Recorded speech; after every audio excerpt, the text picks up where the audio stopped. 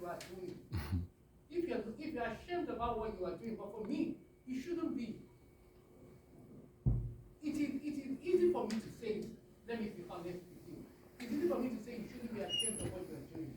But you'll get to a stage in life that you realize that what exactly do I hold in high esteem? I'll share a personal story with you. When I was going into level 1, I think that must have been about 1998 or thereabout. My dad used to be a contractor. You know, in Nigeria, then when you're in contract, you always get the contract and all the way. He was a contractor. Then he stopped getting contract. He was low on cash. What would he do? Then the Lagos State government, I can't remember what the government was, they came up and said they wanted to set up public toilets and bathrooms, and then give people different areas, different parks to set up the public toilets. My dad was given a park or just our main garage. At first I was like, I'm coming here to come and be doing public toilets. I can't do it. But later when I sat down and asked myself, this man needs to pay my school fees and as well as my siblings. What do we do? He has been running the place in 1998 till date. I can't even count the number of years. But 4 children graduated, 4 children got married, and they're doing well. Apart from that, and then it got me thinking, okay, my dad at that point in time had said, oh, well, I can't do this thing. And we, after he set it up, had said, we couldn't go there to help him. What will become of him, or what will become of us? Going back to the UK history here, we're all working, but we need to stay here. How do we stay here? First of all, get a job. First of all, stay here legally. Yeah. Second, get a job. Whatever the job is, do the job for the meantime. Thirdly, build yourself to leave that job and go on to somewhere else. Fourthly, be a mentor or be able to encourage somebody else with your own story. This is what I did, this is what I did. It doesn't have to be that way for you. But if that is what your story is going to be like, take it as a step-by-step thing. Not everybody is going to work in oil and gas. Not everybody is going to be up there. We all have to start from somewhere.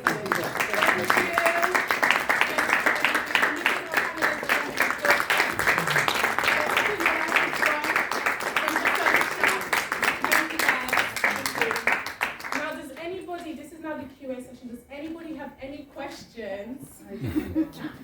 The mic, okay, perfect. And please, because of time, you can keep it short, sharp and simple, please. Thank you.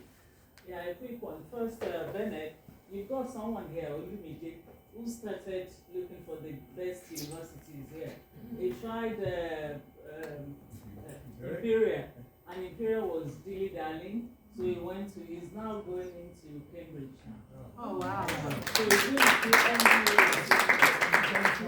Imperial is the best university in the world to the fourth and fifth. Imperial didn't offer you. However, is there a question? My question quickly. My question is, you've all spoken so brilliantly. Thank you very much for that. But you've spoken mainly about people, self-developing themselves most of the time. What about the university? I want to ask something from the university, and especially from Dr. Michelle. What type of capacity building do you call for the students? Because we're talking mainly of students now. Students who have been, in 2009, when I did a master's in the School of Hygiene and Tropical Medicine, they had a thing in place. They encourage the students who come from Nigeria or from anywhere else, because they come from all over the world.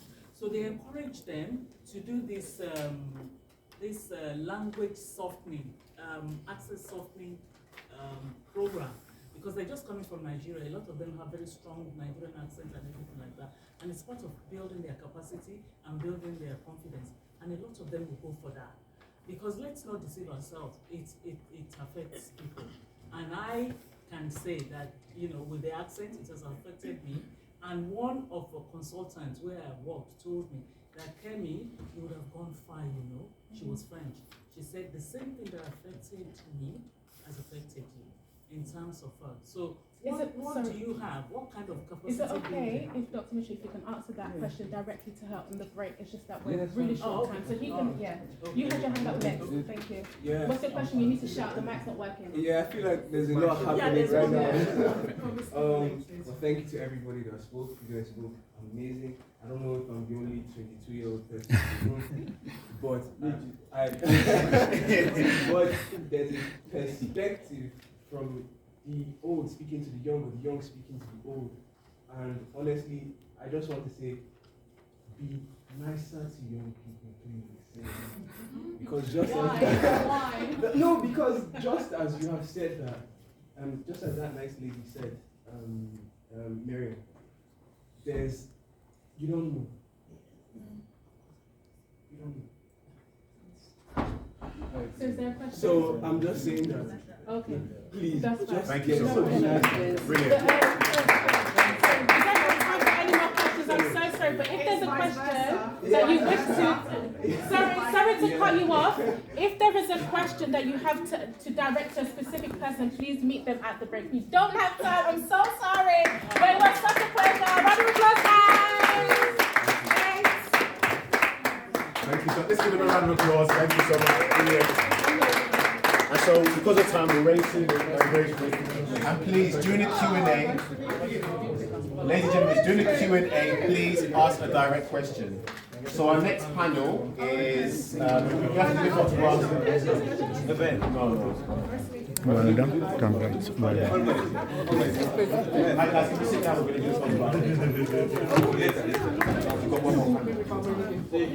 We've got one more panel. Okay, we've got one more panel, please.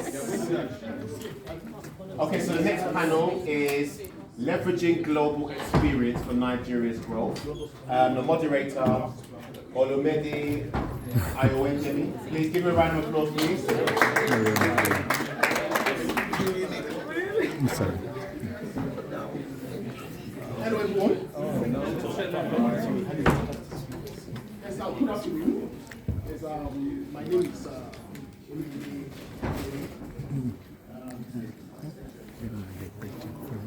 I fancy myself, and as a matter of fact, I'm an entrepreneur. In the sense of, hello. So, I'm an entrepreneur in the sense of being a capitalist. Then I'm also a social entrepreneur. I've got quite some social concerns that I'm passionate about, that I'm also driving it alongside my business. And what I'm currently doing, I just founded a startup called Cinex. And at Cinex, we are in the business of developing software and hardware solutions for manufacturers in Nigeria and Africa by extension. Because we felt that most of those companies they struggle to comply with regulations, both locally and internationally, and then they also manage their processes with updated systems. So we're trying to engender digital transformation, yes, by manufacturing. So my business is not what I've brought here today. I've been asked by NIUK to moderate the second hardest session. And the session is about one of the key trends that are sending people in Nigeria on the global map of international migration. And it is data. And there are myriad of statistics that has been read out about how dynamic it is when it comes to Nigerian stats.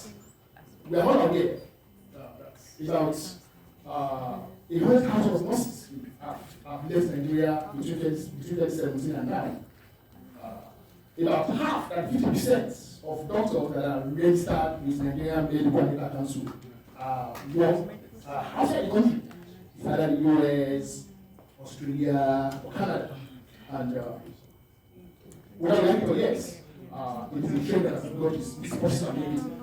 So what we'll be doing in the next 1 hour is to put those stats in perspective and stimulate discussion on how Nigeria can make the best of that situation.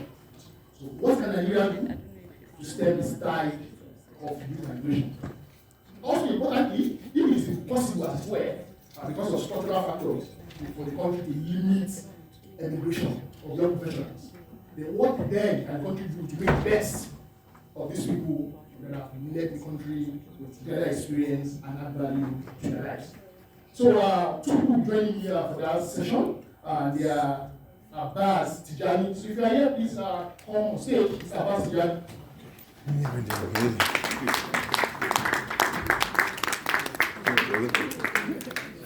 And Hamza Buhari. So, there are two Hamza Buhari, two panelists on the session.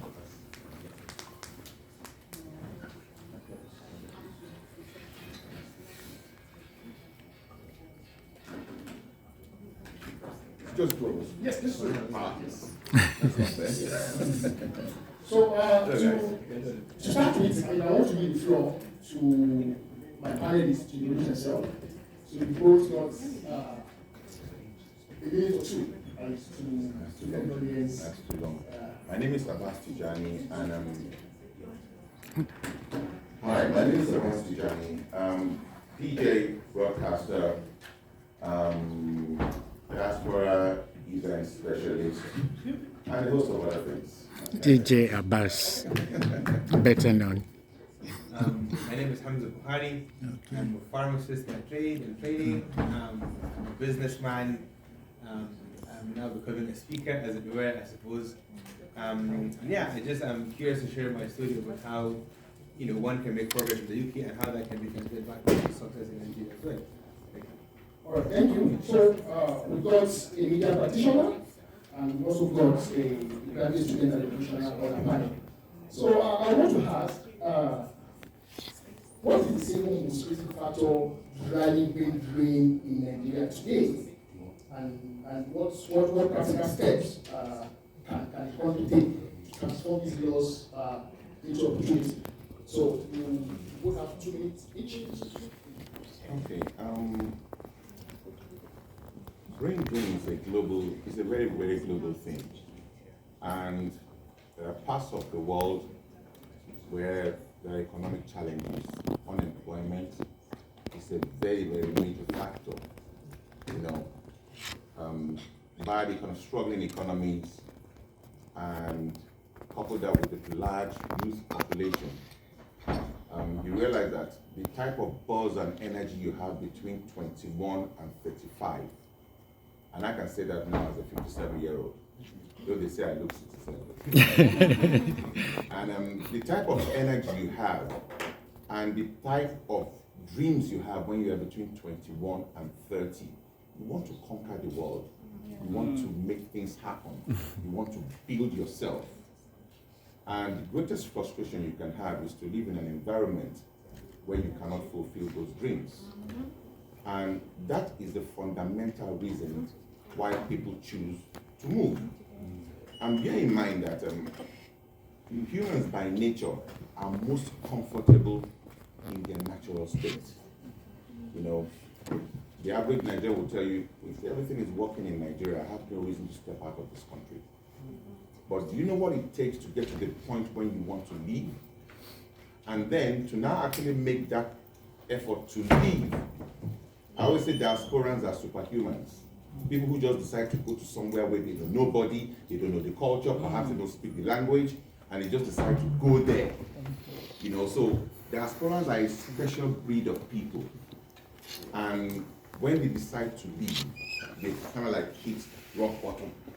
I say, you know what, I don't see any hope in this environment. I need to go to somewhere else to kind of like make things better for me. And no government policy can force people to stay. It's not going to happen.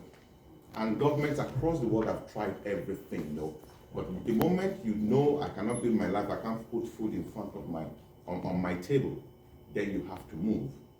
And that has been the story of some of us as diasporans who now live in the United Kingdom. Now, your question is, how can we what can happen to kind of redress that balance? The disadvantages are huge. Look at all the sectors, look at the medical sectors.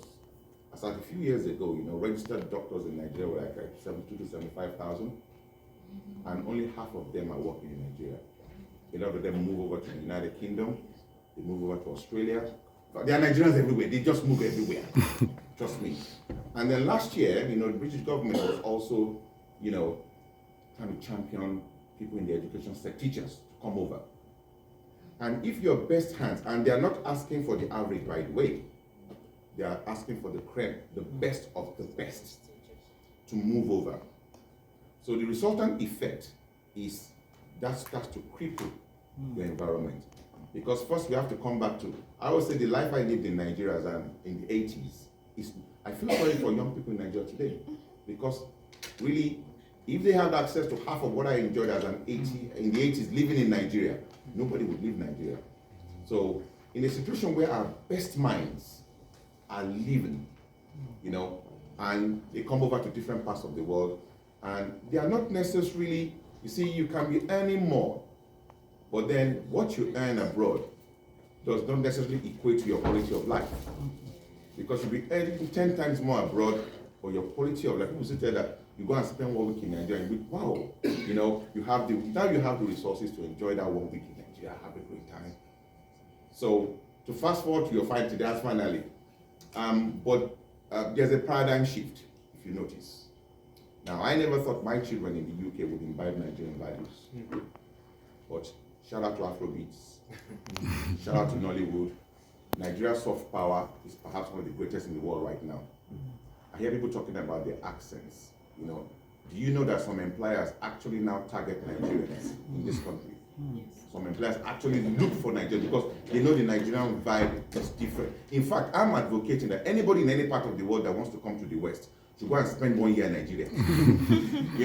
Because we come with a certain energy and a sense of belief and a vibe that I can surmount anyone. In fact, it's almost a superiority complex. The average Nigerian believes there's nobody better than me. And that energy has brought us to a certain level in the diaspora. In terms of policy, I don't think any government policy will work. But when we look at soft power, there's a phenomenon in Nigeria now called Dirty December. If people had told me 10 years ago that young Nigerians, of their own volition, would decide to go back to Nigeria for anything at all, I would have said it's impossible. But last year, Lagos State had 550,000 people that came in from across the world. Some of them did not come back. Some of them stayed in Nigeria to pick up employment.